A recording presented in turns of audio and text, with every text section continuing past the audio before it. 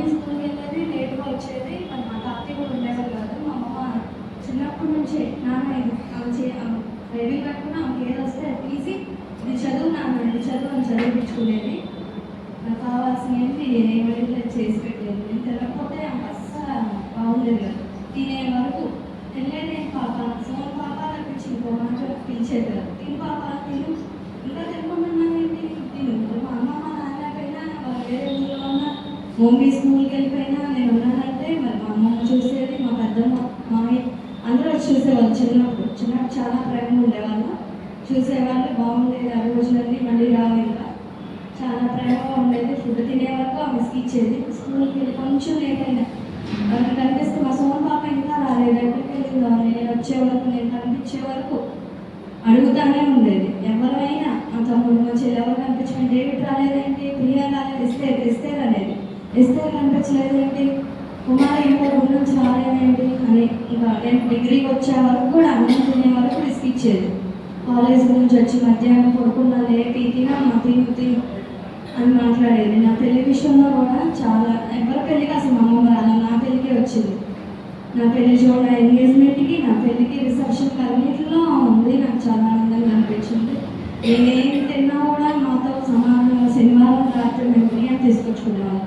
మాతో పాటు బిర్యానీ తినేదాం. చాలా ఇష్టం బిర్యానీ అంటే. చాలా ప్రేమగా ఉండేవాళ్ళం మేము ఆ ఇంట్లో ఉన్నప్పుడు అంతే, ఇక్కడ వచ్చాక కూడా అంతే. మా నాన్నగారి విషయంలో కూడా, మా నాన్నగారు చనిపోయినప్పుడు ఇద్దరిలో పెట్టారన్నమాట. అక్కడికి వచ్చింది, పొద్దున్నే తీసుకొచ్చారు మా పెద్దమ్మ అందరూ కలిసి. ఎంత ఏడ్చిందో మా అమ్మమ్మ.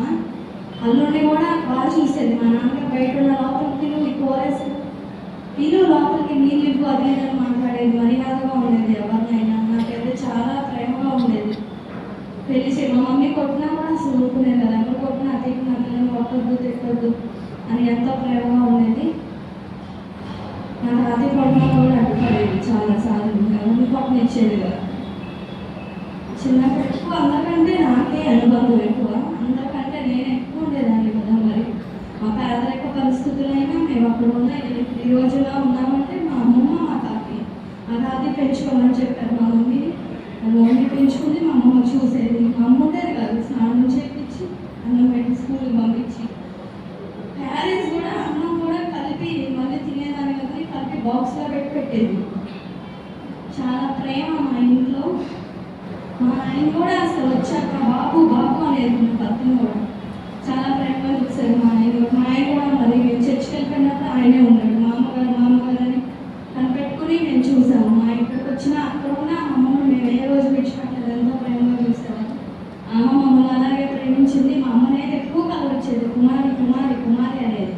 ఎన్నిసార్లు పిలిచేది ఇక్కడికి వచ్చా కుమారి కుమారి కుమారి. మా మామయ్య పేరు, మా తర్వాత మా అమ్మ పేరు అనేది కుమారి కుమారి రా కుమారి అది ఇది. మరి ఎక్కువ మేమే గడిపేవాళ్ళం. మమ్మీ స్కూల్కి వెళ్ళిపోయింది, మా అమ్మ నేను మా అమ్మమ్మ ఎక్కువ ఉండేవాళ్ళం. మా చెల్లి మా తమ్ముడు ఉండేవాళ్ళు కాదు. అసలు జాబ్లు అలా ఉండేవాళ్ళు. మేము చాలా బంధు ఆమెతో ఫన్ చేయడం, నవ్వుకోవడం, ఆమె నేర్పించడం అవన్నీ చేసేవాళ్ళం. ఆ చివరి మా మమ్మీ నేను ఇద్దరం అనుకున్నాను. శనివారం మా మమ్మీ ఫంక్షన్ అని నేను వంటలు వచ్చాను. వంటలు వచ్చాక చర్చికి వెళ్ళిపోతుంటే బాగా ఏడుస్తుంది. శనివారం కాన్షియస్లోనే ఉంది. జనవరి నుంచి అసలు బాగాలేదు ఆమెకి. జనవరి నుంచి బాగా సిక్ అయింది. 5 days మేము ప్రేయర్ చేసాం, బాగా ప్రేయర్ చేసాం. అందరం కలిసి దుఃఖంతో ప్రార్థించినప్పుడు దేవుడు మరి ఎందుకో స్వస్థత ఇచ్చాడు. అప్పుడే మాట్లాడలేదు, ఏమీ లేదు.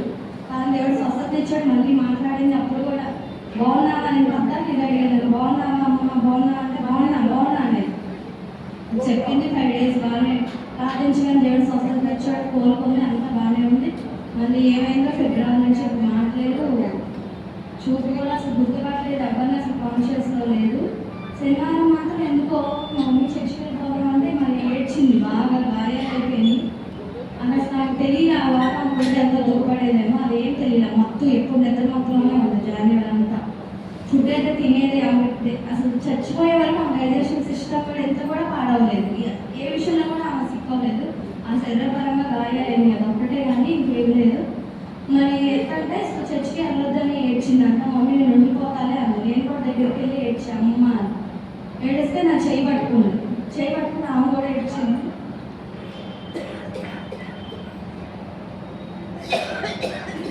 పెళ్ళైనా కూడా నేను మా అమ్మతో అక్కడే ఉండేది. ఎందుకంటే నేను అలా తీసుకుంటలేదు.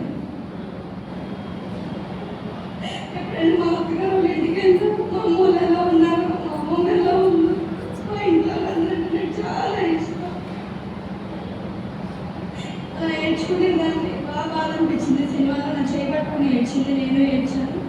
ఇంకా ఆదివారం బాగానే ఫుడ్ టిఫిన్ అని చేసింది. మా మమ్మీ లేనప్పుడు మేమే చూసుకునేవాళ్ళం స్కూల్కి వెళ్ళిపోయినప్పుడు. ఆదివారం టిఫిన్ చేసింది. సోమవారం కూడా మా మమ్మీ ఫంక్షన్కి వచ్చే ముందు అసలు మమ్మీ ఆమె ఫుడ్ పెట్టాము కంగారు అయిపోయింది. ఎక్కడికి వెళ్ళాలన్నా ముందు ఆమె టిఫిన్ పెట్టాలి, బాగా చూసుకోవాలి, అప్పుడు వెళ్ళాలి. నేను బయటకు వెళ్ళాలన్నా నేను ఏం చేయకపోతే అమ్మకి మీరు ఎందుకు చేయలేదు నన్ను తిట్టేది.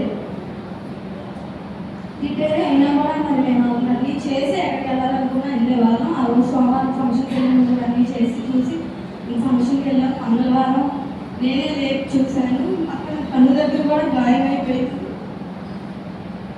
పిలిచాను, పలకలేదు, అయిపోయింది అనుకున్నాం.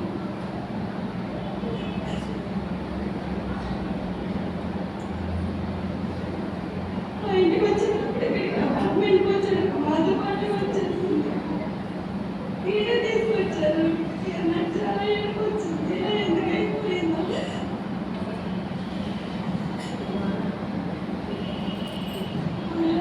అసలు లాగలేదు. గాయం అయినప్పుడు అందంటే జస్ట్ చిన్నగా బుధవారం మాట్లాడి బుధవారం నేను మమ్మీ అనుకుంటాను చాలా చూడబోతున్నాను.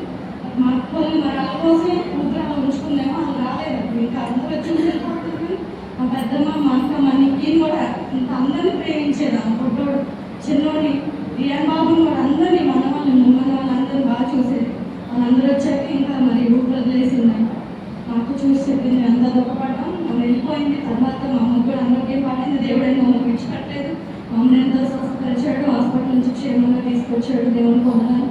కాకపోతే మా మమ్మీ ఎక్కువ దుఃఖపడుతుంది. మా అమ్మ ముగ్గురు మా మామయ్య వాళ్ళందరూ ఆదరణ కోసం నేను ప్రార్థించండి. మా కుటుంబ ఆదరణ కోసం ఎక్కువ ప్రార్థించమని చిన్న సాక్ష్యాన్ని నేను వస్తున్నాను.